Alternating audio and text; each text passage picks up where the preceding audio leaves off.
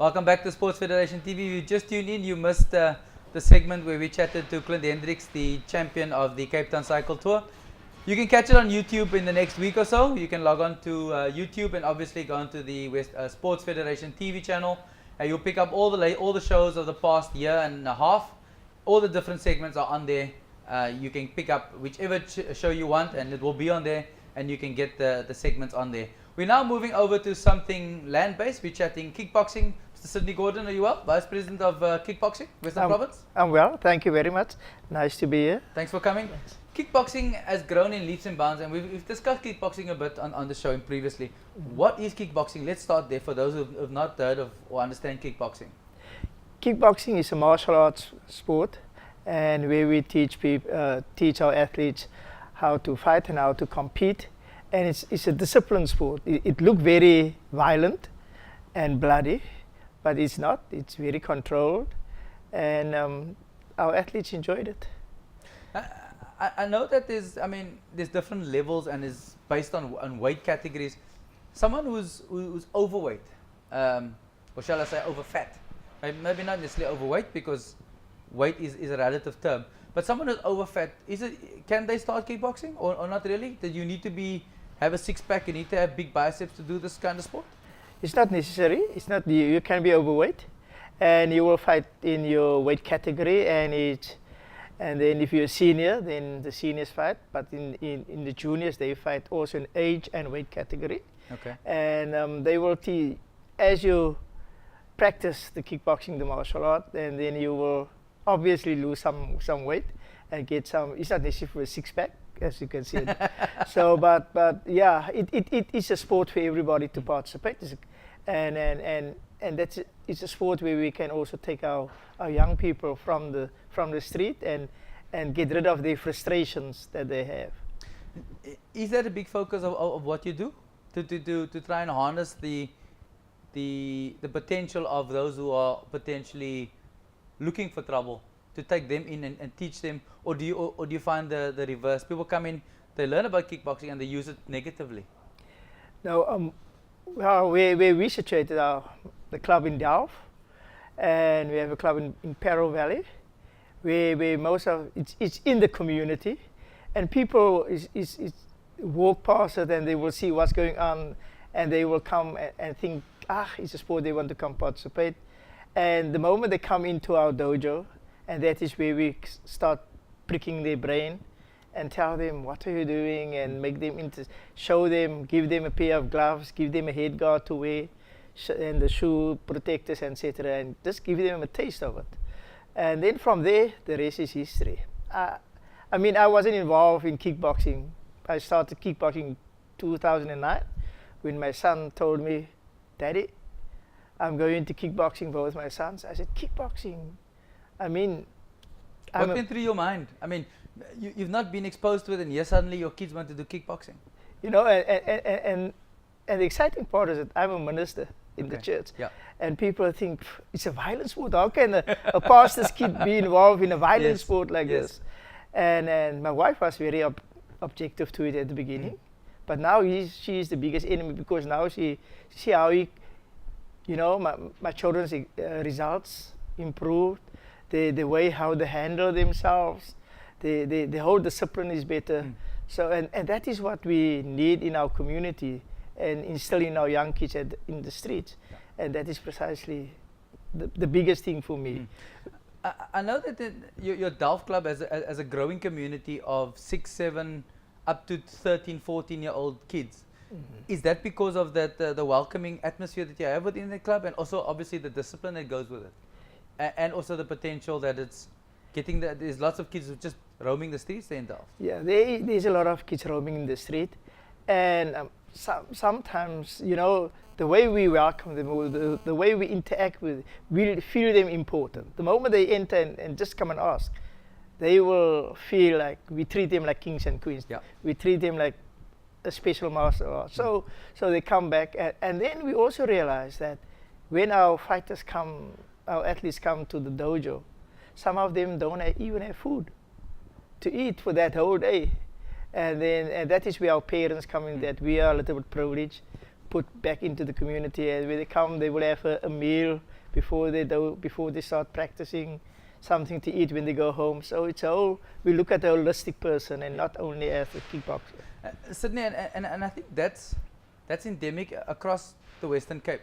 A lot of codes of sport are finding that very same thing, that the kids come to sport hungry because they haven't had something to eat. So you can't teach a hungry child, neither can you train a hungry child, because you need energy. I mean, your concentration goes, your energy level goes.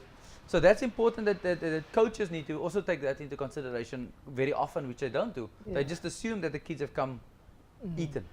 You know, I think that is what is my advantage in kickboxing, in the administration part. I was never a kickboxing fighter. I was never involved. So I come with, because my children is there. Yeah. And then I come with certain other things. So I bring a new dimension, a new thing to the sport. And I think Western Province endorses it. So Western Province kickboxing, we look out, whenever there's a tournament, we make sure that they fully equipped, their meals is there, and we try to have a holistic person. It should be a home from home for our athletes, and that is what we are. But like yourself, there are many parents who get involved in club sport because their kids are there.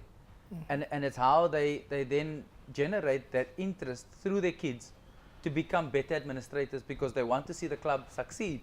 So they put in more effort and get more sponsors and all of the rest that goes with it, so the club can succeed, so their athletes, their kids and the other athletes obviously get to travel through sponsorship and all the likes. Is that your experience? It is definitely. You know, when I started to get involved in the club and the running of the club, the administration of the club, and certain expertise that I didn't even knew I had came to the fore, of writing letters, sponsorship letters, contact the mayor's office, and contact sponsors, and the way how to draft and write my letter out, or my proposal, present a proposal to the companies, bear fruits, and we receive numerous of sponsorships from the mayor's office, City of Cape Town's mayor, and from various organizations within business within our community. So yeah, it works out well.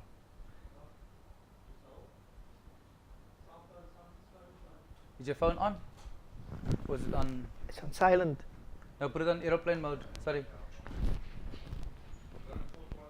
Yes, we come into that now.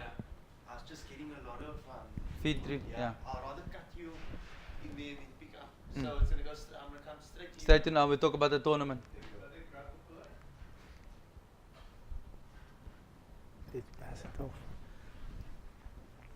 Sorry.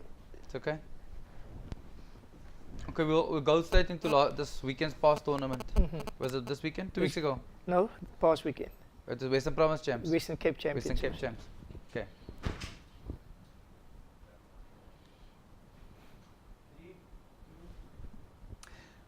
We're chatting to Sydney Gordon, the Vice President of Western Province Kickboxing, who's also involved in the Delft Kickboxing Club.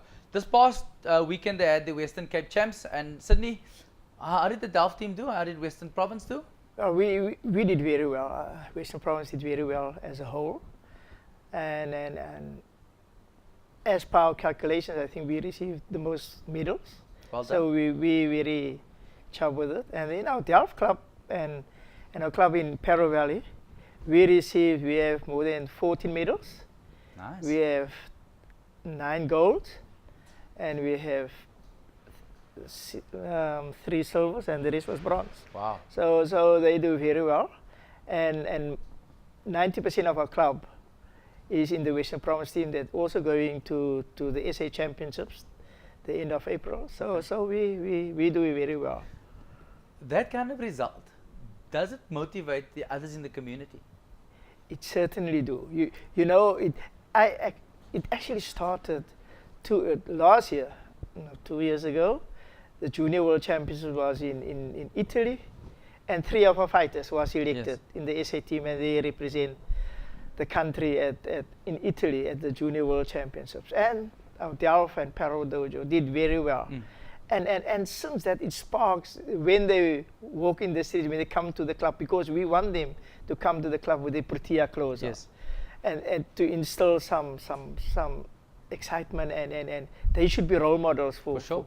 for the other athletes, and I think that brought some eagerness and willingness from other fighters Be- to participate. Because I mean, like Clint said earlier, that's the catalyst to getting more people active, is being a role model in your own community.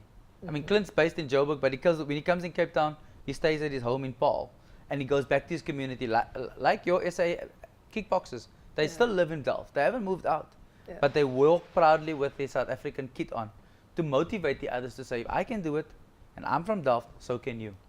You know, and the schools also benefit from where they are, because we notify the schools, inform them, and the schools put them also on the pedestal where Yep. they are, and then that is how we grow, and then their friends at school will come and say, but Lorenzo, I want to come and join, where's the club, Yes. and what's the time, and that is how we networking and bring new blood, and you will be amazed how many new SA champs will be in Delft in the next couple of years. I think at the next SA championships, the end of April, we will have a lot of new SA champs again also. I agree. Let's take an ad break. We'll be right back with Sydney. See you now.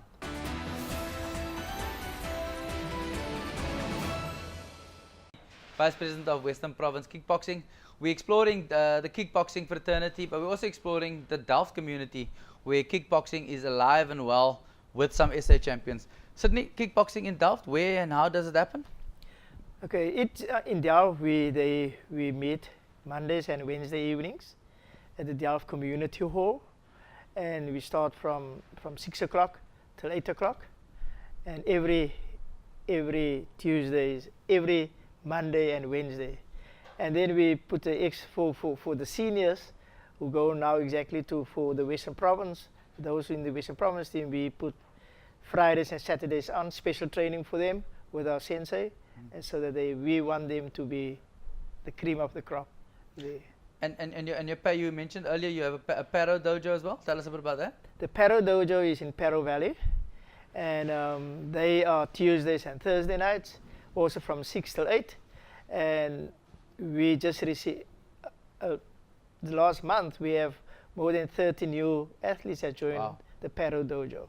So, and a lot of them is in your interaction with them, you can see there's a lot of drugs involved. So we take them through that whole process, and we have also contacted the doctor to talk to them, a medical, to take them through that journey. So it's exciting periods. We know that in the near future, some of them will be role models within their communities. Because I mean, to turn around from drugs and move into sport is a big change, life change. Yes. And I mean, that needs to be managed all the way through, because it's not something that you do willy-nilly, and it takes lots of thought, but also lots of commitment from the athletes and also from yourselves as administrators to nurture those athletes.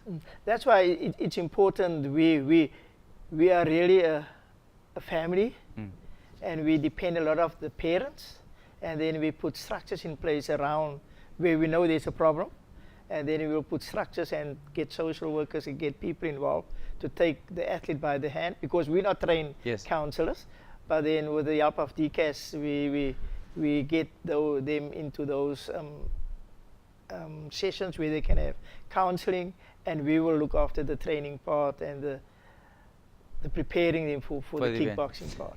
How do people find out more about kickboxing and Delft kickboxing? Do you have a website, Facebook, all of those kinds of details? Okay, we just launched we're going to launch our webpage next week. So we do not have a webpage, but I can give you my contact details. My cell number is 084 553 1920, and you can contact me any time of the day. Sydney, thank you for all that you do in the Delft community. Thank you. Thank you very much for having me. You can also go on to Western Province Kickboxing and check out their Facebook page. Let's take an ad break. We'll see you now.